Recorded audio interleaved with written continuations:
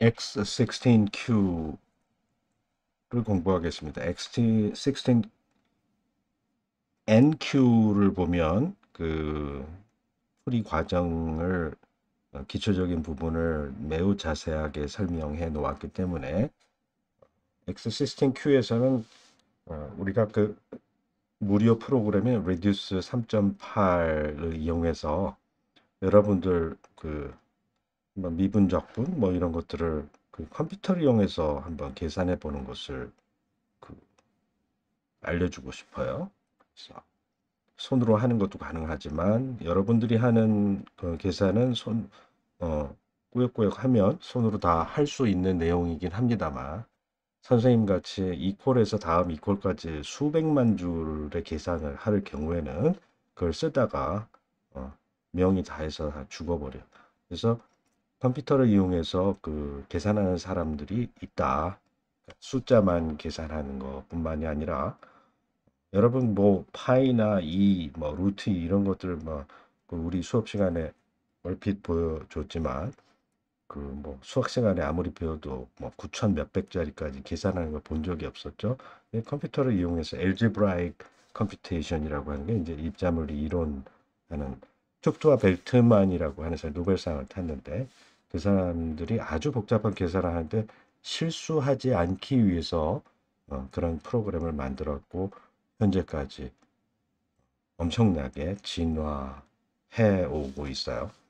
뭐 요즘 뭐챗 GPT라고 해서 자연어를 이용해서 놀라운 그 언어 구사력을 보여주긴 하지만 사실 알고 보면 매우 유치한 수준에 그 해당하는 거죠. 못할 것 같은 것을 하니까 놀라워 보이긴 하지만 그 또 다른 영역의 그 프로그래밍 하지만 이런 물리와 수학 문제를 풀 수 있는 그런 능력은 어, 마치 알파고가 그 바둑 두는 것처럼 매우 어려운 일이기 한 것입니다. 자, 그러면 그 우리가 미적분 이런 것들을 컴퓨터를 써서도 할 수 있는데 어떻게 하느냐? 옛날에 이게 돈 주고 팔던 프로그램이었는데 선생님이 학교 다닐 때는 이걸 지도 교수님이 비싼 돈을 주고 사 오셔가지고 그것을 이제 한국에서 내가 제일 먼저 썼던 사람 중에 한 사람이. 근데 지금은 오랜 시간이 지나서 모든 사람이 공짜로 받아서 쓸 수가 있어요. 자, 좀 쓰임이 좀 어커드하긴 한데 약간의 불편을 감수하고라도 하면 다음과 같은 sin x의 적분은 그 뭐라고 indefinite integral 구하려고 하면 우리는 이제 알기는 다 알죠. 어떻게 돼? 사인을 적분한다. 그럼 이제 코사인을 미분한다를 알면 코사인을 미분하면 마이너스 사인이 된다라는 걸 안다. 그러면 양쪽에 dx를 곱해서 d 코사인 x는 마이너스 사인 x dx이다. 그래서 마이너스 양쪽에 곱하면 sin x dx는 마이너스 d 코사인 x다. 그러면 인테그랄을 붙이면 이것은 마이너스 코사인 x다. 물론 뭐 arbitrary constant가 들어가지만 그건 이제 그 definite integral을 바꿔치기 할 때 그냥 subtract 해가지고 캔슬이 되는 부분이기 때문에 그리고 손으로 했을 때는 이 sin x를 적분하는데 이거 뭐 똑같은 게 또 들어갔네요. 마이너스가 되어서 lower limit에서 upper limit까지 해서 b의 값을 substitute 하고 a의 값을 substitute 그래서 subtract 한다. 근데 여기 이제 부호가 마이너스가 되니까 b에 있는 것이 코사인 b가 마이너스 코사인 b가 되고 여기 마이너스가 되었던 게 마이너스 마이너스 플러스에서 코사인 a의 형태를 가지게 되는데 이러한 사람의 손으로 하는 계산을 그 reduce를 갖고 계산을 하려고 하면 int 괄호 열고 sin x 이렇게 쓰면 사인도 컴퓨터가 알아듣도록 문법에 맞춰서 써야 돼요. 자, 여기 다큐멘테이션이 있기 때문에 이 다큐멘테이션을 잘 보고 그 매뉴얼을 보고 어떻게 인풋을 한가 보면 아, sin x를 x에 대해서 부정적분하여라 한 것을 f라고 하는 것에 세이브해라. 그러니까 콜론 이퀄이라고 하는 것은 어디에 저장하라는 뜻이에요. 이건 프로그램마다 다른 것을 쓰기 때문에 예를 들어 포트란을 한다 그러면 그냥 이퀄을 써야 될 것이고 그리고 이제 줄 바꿈을 하여라 다음 문장으로 넘어간다라고 하는 게 이제 그 세미콜론을 쓰게 되고 만약에 달러를 하게 되면 그 아웃풋을 디스플레이하지 않는 형태로 문장이 끝나는 형태의 문법이 reduce의 문법이다. 자, FB는 그러면 F가 부정적분이 저장되어 있으니까 부정적분에다가 X 대신에 B를 대입하여라. substitute의 약자죠. 그렇게 하고 FB라고 하는 것은 아까 얻어낸 부정적분 F에 X 대신에 A를 대입하여라. 그다음 두 개의 그 upper limit, lower limit의 값이 결정이 된다면 서로 빼서 그것을 정적분이라고 하여라. 그러면 여기에서 이제 서로 얻어낸 결과를 갖고 내가 정리를 해보고 손으로 풀어놓은 것과 여기에 나온 답, 컴퓨터가 만들어낸 것과 손으로 쓴 답하고 빼보니까 디퍼런스를 이걸 긁어서 그 프로그램에 넣어보면 이게 빵이 된다라고 하는 것이 나오게 될 거예요. 이런 식으로 계산을 할 수 있다. 뭐 처음 배울 때는 차라리 손으로 하는 게 낫다라고 하지만 이게 너무나 아무리 쉬운 것이라도 수도 없이 반복을 하거나 그 양이 어마어마하게 될 때는 어차피 컴퓨터를 써야 된다. 자, 걸어올 수도 있지만 여러분 전철 타고 버스 타고 하는 게 죄의식을 가질 이유는 전혀 없죠. 그러면 그만큼의 시간을 세이브하면 그 에너지를 다른데 훨씬 더 유용한 데 사용할 수도 있으니까. 문제는 컴퓨터를 이용할 때 그냥 해줘. 챗 GPT한테 물어보듯이 그 적분해줘가 아니라 그러면 너는 요렇게 하면 이렇게 할 줄 알지? 하면서 이 컴퓨터를 종으로 부려먹는 거. 그런 요령들은 매우 쓸만한 가치가 있는 것이다. 자, one can make use of the following mathematical. Mathematic라고 하는 프로그램은 이제 상용 프로그램인데 우리 수업을 듣는 학생들을 위해서 Mathematic에서 그 무료 뭐 그게 6중가 사용할 수 있는 시간을 줬죠. 그거 뭐 너무 비싸기 때문에 살 필요 없고 우리 학교 수학과 같은 경우는 사이트 라이센스가 있으니까 수학과 학생은 그 학교에 그걸 받아서 퍼밋을 받아서 사용할 수가 있을 것 같은데 만약에 이제 매스매티컬 이용한다. 사람도 뭐 미국 사람, 한국 사람 그리고 뭐 스페인 사람 다 다른 말을 쓰듯이 이 프로그램도 용어가 다르기 때문에 아까 reduce의 경우에는 int라고 하는 것을 적분시켰지만 또 sin of x라고 하는 것은 sin 이 괄호 열고 x 괄호 닫고로 해서 sin of x를 표현했지만 mathematica 같은 경우에는 인테그레이도 이 대문자 i로 시작해야 되고 sign도 대문자 s로 써야 되고 뭐 이게 아니면은 다른 함수로 알아먹을 수가 있다.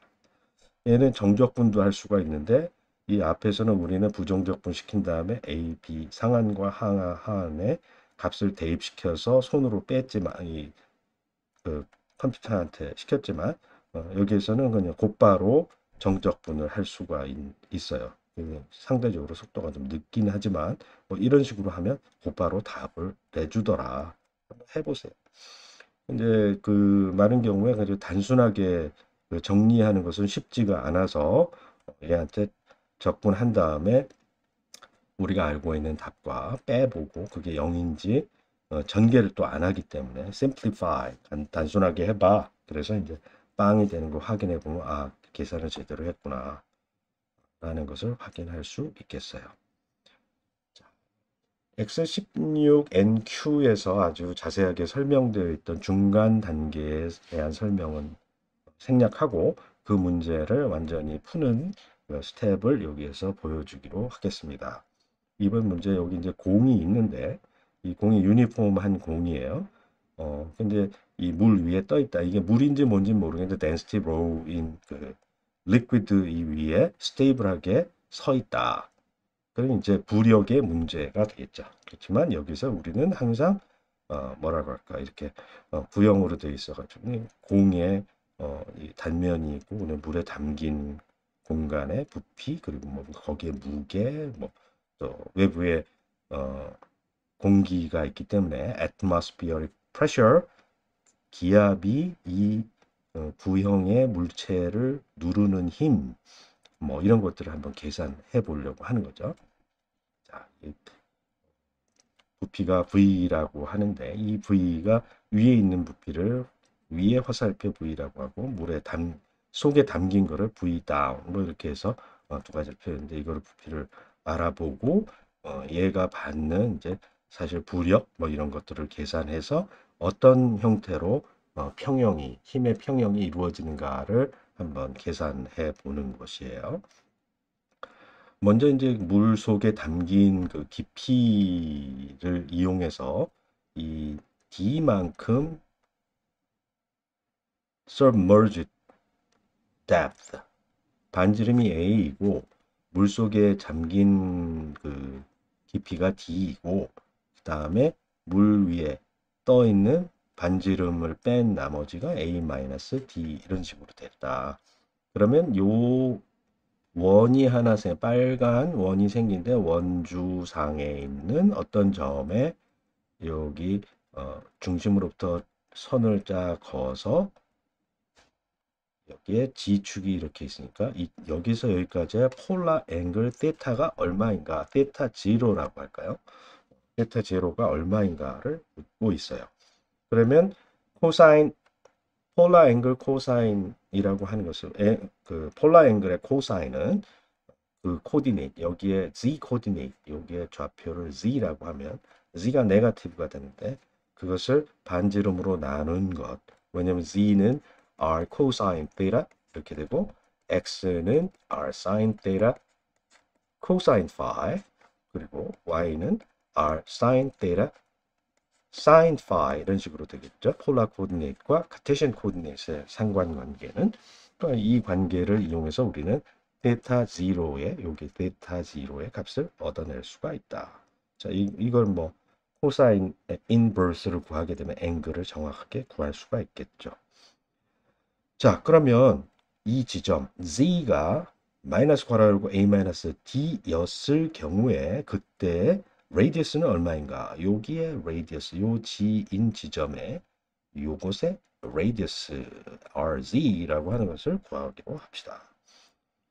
그 레디어스는 결국 R 이 Z 코디네이트이 알려지면 Z이지만 이 레디어스는 XY 플레인의 레디어스니까 이거 두 개 X 제곱 플러스 Y 스퀘어 그다음에 스퀘어 루트 해야 되니까 이거 두 개 하면 R 사인 데이터가 풀 아웃 인수분해 되고 코사인 스퀘어 파이 플러스 사인 스퀘어 파이 이렇게 해서 R 사인 데이터 이게 뭐냐 데이터 제로였으니까 데이터 제로가 R은 또 A 그래서 A 사인